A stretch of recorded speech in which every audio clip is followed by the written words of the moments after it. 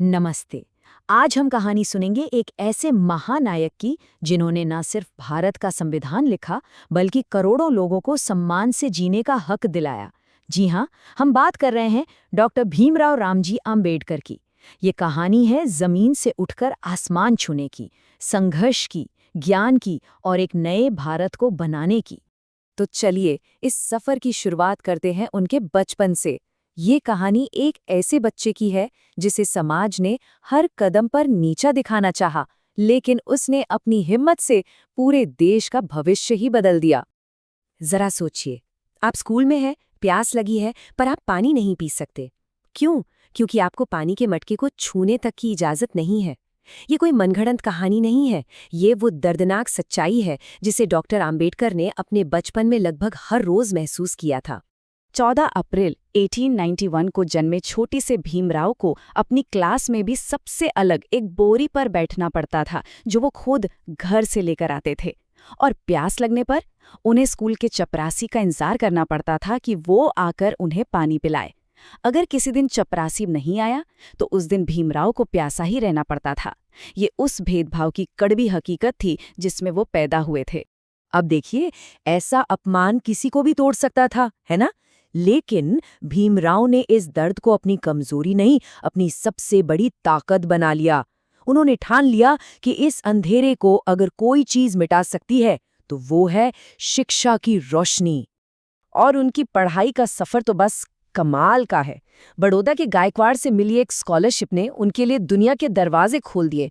Bombay University, फिर America की Columbia University, London School of Economics, वो बस पढ़ते गए, ज्ञान हासिल करते गए।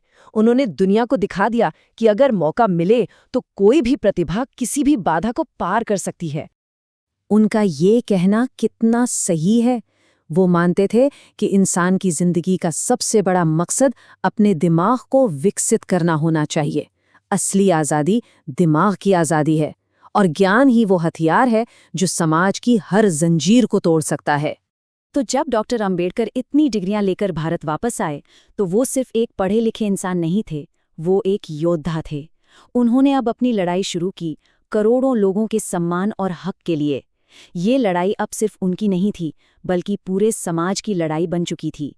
उन्होंने अन्याय से लड़ने के लिए एक बहुत ही शक्तिशाली रास्ता चुना, सत्याग्रह।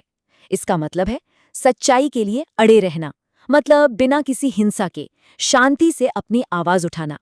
1927 का महाड़ सत्याग्रह इसका एक बेहतरीन उदाहरण है। देखिए, कानून तो कहता था कि सार्वजनिक तालाब का पानी सब इस्तेमाल कर सकते हैं, लेकिन असलियत में दलितों को वहां जाने भी नहीं दिया जाता था। तब डॉक्टर अंबेडकर हजारों लोगों के साथ उस तालाब तक गए और अपने हाथों से पानी पिया। वो सिर्फ पानी नहीं था, वो बराबरी के हक का ऐलान था। पूरे 10 साल तक कानूनी लड़ाई चली और आखिरकार जीत सच्चाई की हुई। और उनकी ये लड़ाई यहीं नहीं रुकी। 1930 में उन्होंने नासिक के कालाराम मंदिर में सबके प्रवेश के अधिकार के लिए भी सत्याग्रह किया। मतलब चाहे पानी का तालाब हो या भगवान का मंदिर, उनकी लड़ाई हर उस जगह थी जहां इंसान को इंसान से बांटा जा रहा था। अब कहानी उस मोड़ पर आती है जहां ये लड़ाई एक व्यक्ति से बढ़कर पूरे देश की किस्मत लिखने वाली थी। आइए देखते हैं कि कैसे डॉक्टर अंबेडकर ने एक आजाद भारत की नींव रखी। 29 अगस्त 1947 ये वो ऐतिहासिक दिन था जब डॉक्टर अंबेडकर को भारत का संविधान बनाने वाली कमेटी का अध्यक्ष चुना गया। सोचिए, जिस इंसान को कभी क्लास में बैठने नहीं दिया गया, आज उसके कंधों पर पूरे देश का भविष्य लिखने की जिम्मेदारी थी। 141 पूरे 141 दिन, इतने दिनों तक डॉक्टर अंबेडकर और उनकी टीम ने दिन रात एक करके भारत के संविधान का ड्राफ्ट तैयार किया। ये नंबर हमें बताता है कि इस महान काम के पीछे कितनी जबरदस्त मेहनत और लगन लगी थी। और दिलचस्प बात यह है कि उसी कमेटी के एक सदस्य टीटी कृष्णमाचारी ने खुद कहा था कि संविधान बनाने का लगभग सारा बोझ अकेले डॉक्टर अंबेडकर पर ही था, और उन्होंने इस जिम्मेदारी को इतनी खूबी से निभाया कि आज भी पूरा देश उनका आभारी है। उन्होंने हमारे संविधान में स्वतंत्रता, समानता और भाईचारे जैसे मूल्यों को शामिल किया, और सबसे बढ़कर आर्टिकल 17 के तहत छुआछूत जैसी अमानवीय प्रथा को हमेशा के लिए खत्म कर दिया और आर्टिकल 15 से किसी भी तरह के भेदभाव पर रोक लगा दी। ये सिर्फ कानून नहीं थे, ये उस दर्द का जवाब थे जो उन्होंने खुद सहा था। पर डॉक्टर अंबेडकर का काम यहीं खत्म नहीं हुआ। उनकी जिंदगी का आखिरी अध्याय तो शायद सबसे ज्यादा प्रेरणा देने वाला है, जो आज भी हम सबको एक नई राह दिखाता है। 14 अक्टूबर 1956 नागपुर की दीक्षा भूमि में एक ऐतिहासिक पल आया। डॉक्टर अंबेडकर ने अपने करीब 4 लाख साथियों के साथ बौद्ध धर्म को अपना लिया।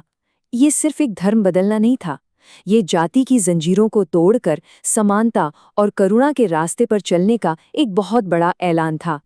तो हम सब उनकी जिंदगी से क्या सीख सकते हैं?